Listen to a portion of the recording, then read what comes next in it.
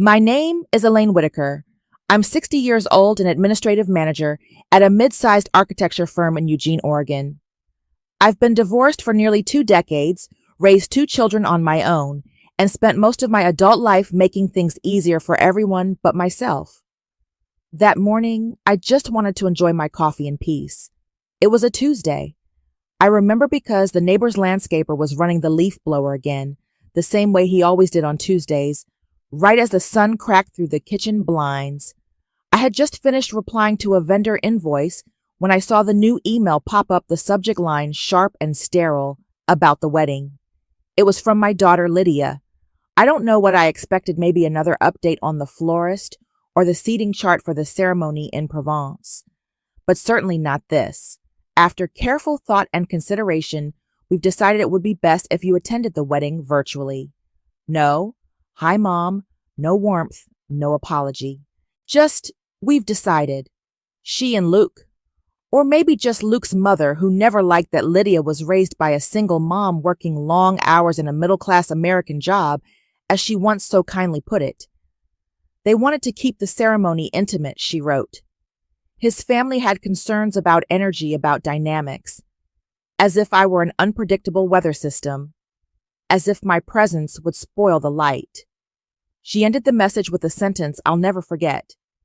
You'll be able to enjoy the ceremony from the comfort of your home.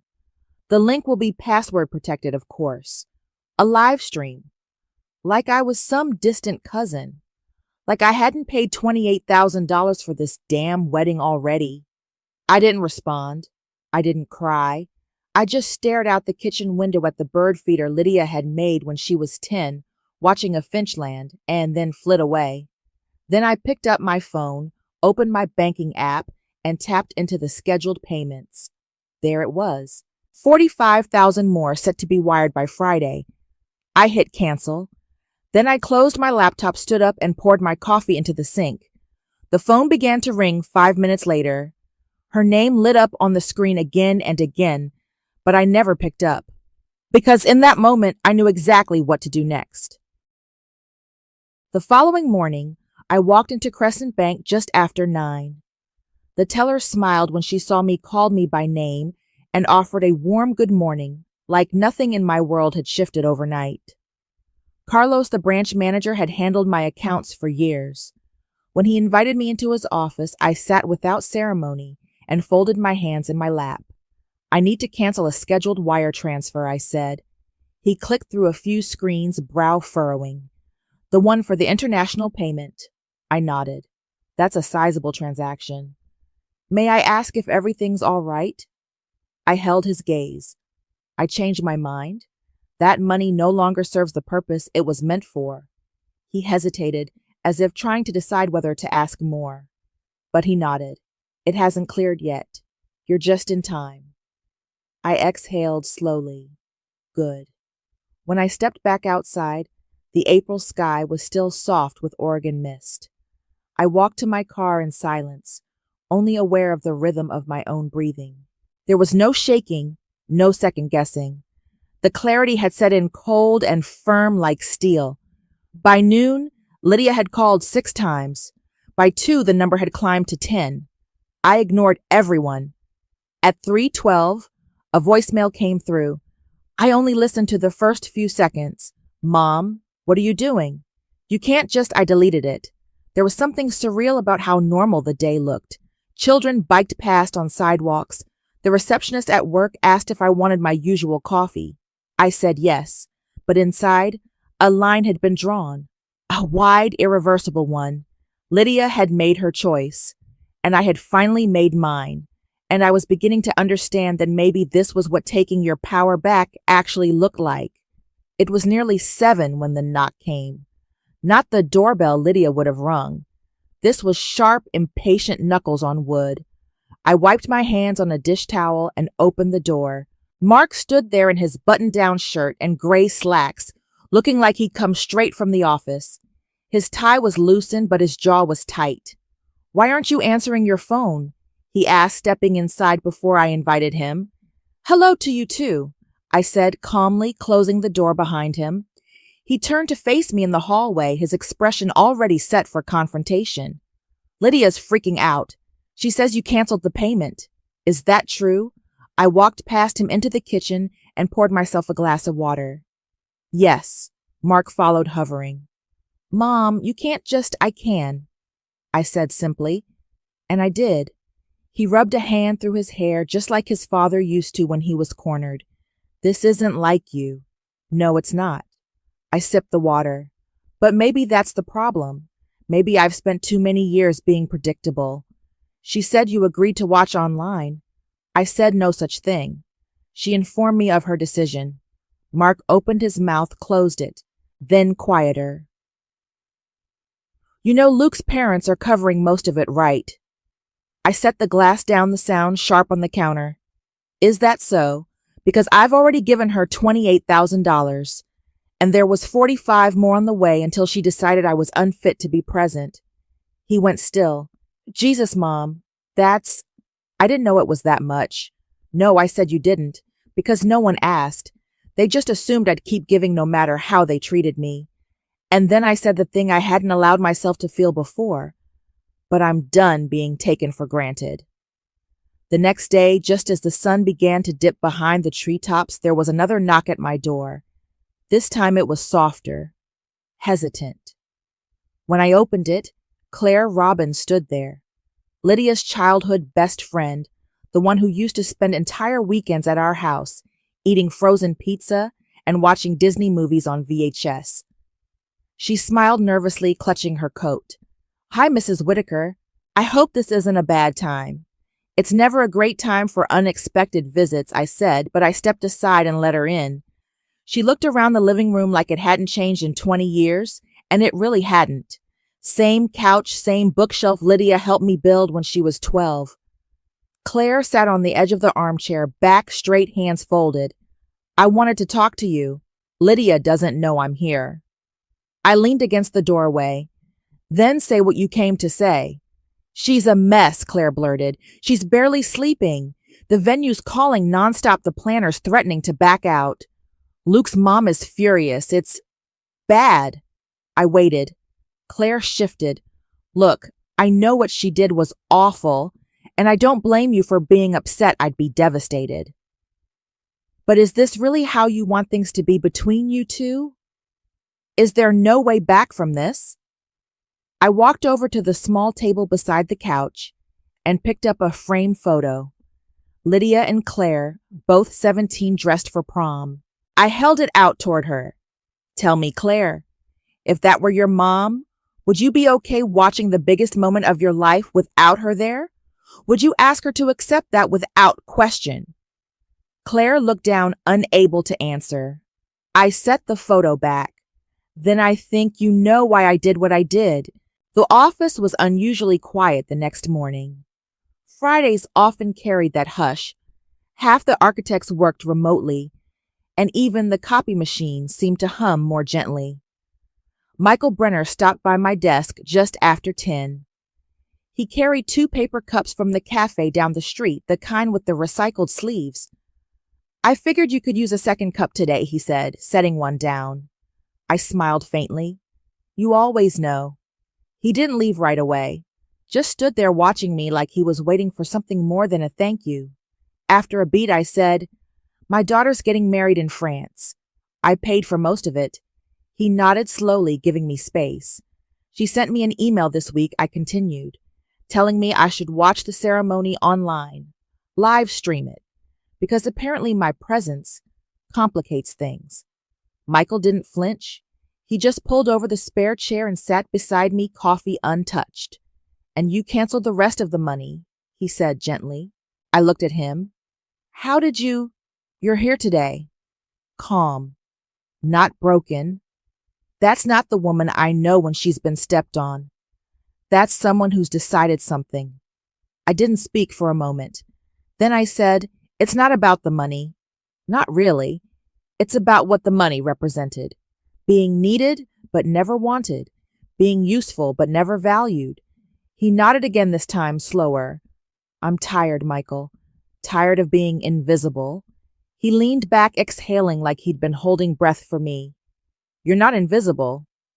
Not to me. His voice was quiet, but solid, and for some reason, it was that line, not Lydia's email, not Mark's argument, that nearly made me cry. Saturday morning arrived with gray clouds and an ache behind my eyes. I wasn't surprised I'd barely slept, not from guilt, but from the weight of it all. Silence has a way of pressing in on you once you've chosen it. I was sipping coffee on the back porch when my phone vibrated with a notification. Facebook. Lydia Whitaker has posted an update. It took me a minute to open it. Part of me didn't want to know. But curiosity, like pain, has its own momentum. The post began with a tone of heartbreak. To everyone who's been asking about wedding updates, sadly we're facing some unexpected obstacles. My mother, who had promised to support the event, has pulled out just days before the ceremony. I'm devastated. Sometimes the people who are supposed to love you the most end up hurting you in ways no stranger ever could. Underneath were dozens of comments. I'm so sorry, Lydia. That's horrible.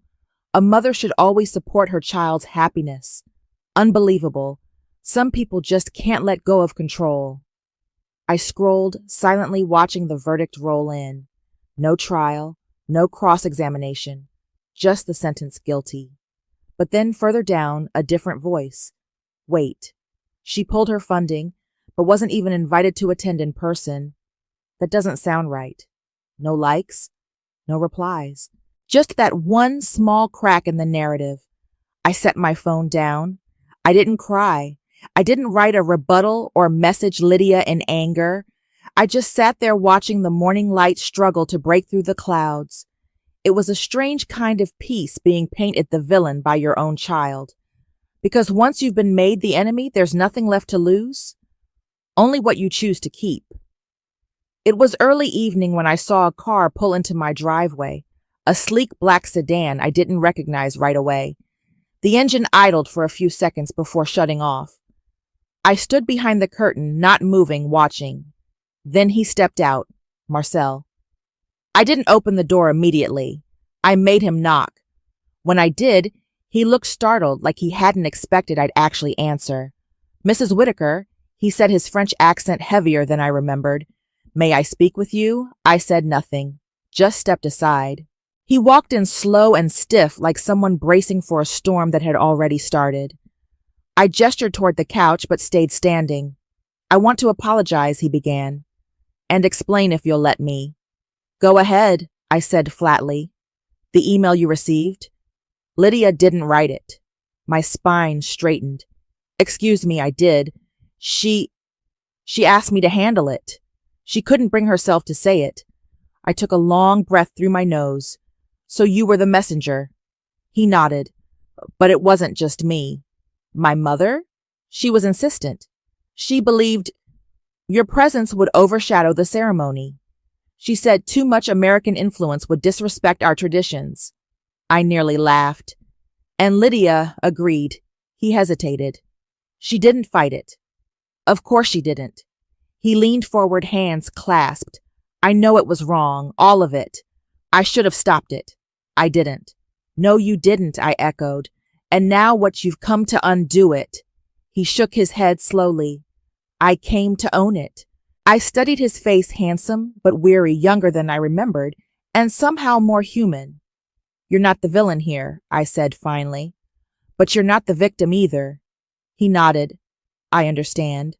But I wasn't sure he did. Sunday afternoon brought rain and someone from a past life. I was sorting laundry when I heard a car door slam, two quick thuds like punctuation. Through the front window, I saw the familiar green BMW Dean. My ex-husband hadn't been to this house since the ink dried on our divorce papers 17 years ago. He looked older, heavier around the middle, still wearing the same smug expression that used to drive me mad. I didn't open the door until his second knock. Elaine, he said like it was still 1998. Dean, you look, well, he offered. I do, I replied, stepping aside, which makes me wonder why you're here. He followed me into the kitchen, dripping water from his jacket sleeves. I handed him a towel without warmth. I talked to Lydia, he started. She's a wreck. Says you're punishing her over some misunderstanding. I set a mug on the counter without looking at him. Is that what she called it? I just think, maybe this whole thing's gotten out of hand. She's your daughter. Don't ruin the biggest day of her life over pride. That word pride hit harder than he knew. I turned to him. Did she also mention that she uninvited me? That I was told to stay home and watch my own daughter's wedding like it was a YouTube clip? He paused. She said you were still included, just virtually. I stared at him, incredulous. You left me for a dental hygienist named Coral. Do not stand in my kitchen and talk to me about what being included means. His face flushed. That was different. No, I said.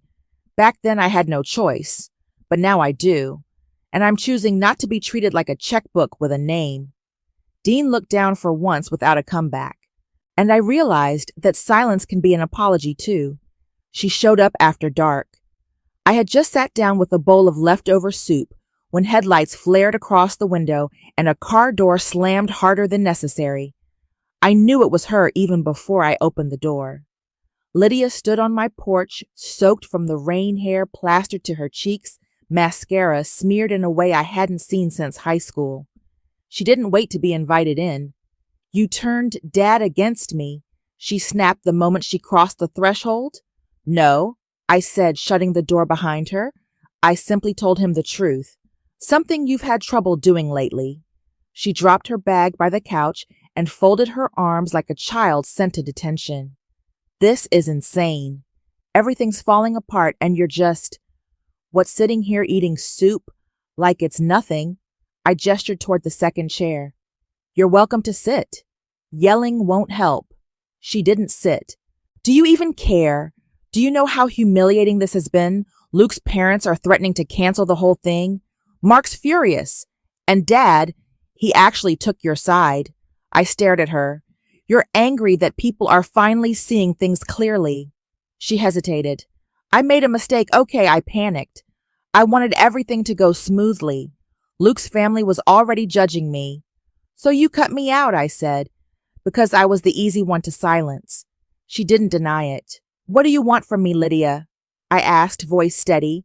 She paused, then almost whispering, I want you to fix it, like you always do. I looked at her, my daughter grown and undone, and I felt the sorrow of it all settle in my bones. I can't fix this, I said gently, and I won't. Her breath caught. You're really going to let my wedding fall apart? No, I said. You did that when you chose convenience over respect. Her lips trembled. So what happens now? I stood. Not to threaten, not to console, just to be eye level with her when I said it. Now, we both live with what we've chosen. The house was quiet after she left, not the kind of silence that screams or presses in from the corners, but something steadier, like a deep exhale after holding your breath for too long. I stood in the living room for a while, staring at the spot where Lydia had stood just moments before. Her eyes wet, her arms crossed like armor. I used to think I could fix anything if I just tried hard enough, if I gave enough, if I stayed quiet long enough. But that night, I realized silence can be a boundary, and I had every right to claim it. I didn't check my phone. I didn't call Mark or Michael or anyone else. Instead, I gathered the dishes from the table, loaded the dishwasher, and wiped the counters down like I had done every night for the past 20 years. Except this time, I did it for myself, not because someone else was coming or expecting or needing. Later, I sat at my computer and opened a tab I hadn't clicked in years, my personal travel account. Points and miles quietly accumulated over time, waited like unopened letters. I typed in Venice. 3 minutes later, I booked a flight for mid-May. It was a city I had dreamed of visiting since I was young, before I ever became Mom or Mrs. Whitaker or Administrative Manager, Floor 3. I didn't know what I'd find there. Maybe just bridges and espresso and strangers who didn't know my name. But that sounded like a start. Before bed, I texted Michael. Would you like to get dinner next weekend? No agenda, just Dinner. The reply came quickly. Yes. I'd like that very much. I plugged in my phone to charge, turned out the lights, and climbed into bed alone, whole and strangely at peace. Mark called the following Wednesday. I was standing in the driveway clipping back the lavender bushes before the late spring sun had a chance to scorch them. My phone buzzed in my pocket, and when I saw his name, I hesitated. But this time I answered. Hey, Mom, he said, voice quieter than usual. I talked to Lydia. I didn't say anything, just waited.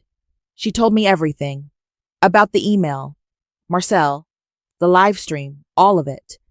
Still, I stayed silent. I guess I kept hoping it was a misunderstanding, that you were overreacting, that she didn't really mean to shut you out like that. He exhaled on the other end. But I was wrong. There was something in his voice, heavier, more measured, like he was trying not to trip over his own complicity. I'm sorry, Mom, for not backing you up, for not seeing it sooner. I wiped my palms on my gardening apron, the clippings at my feet still fragrant. I know you're angry, he continued, and you have every right to be. But I hope you know it wasn't all for nothing. You made a point. A big one. Finally, I spoke. It wasn't about making a point, Mark. It was about making a boundary. He went quiet. Then, so where do we go from here? I looked at the row of lavender half-trimmed and still wild on one side. There was no dramatic answer, just life, steady and slow, continuing forward. You and Lydia will figure yourselves out, I said. I'm not standing in the middle anymore. And us? He asked. I smiled faintly. You know where to find me. But don't come looking for the mother who never says no. He let out a quiet laugh, more honest than I expected. Okay, that's fair. We said goodbye and I slid the phone back into my pocket. Then I knelt, clipped the next stalk, and moved on to the rest.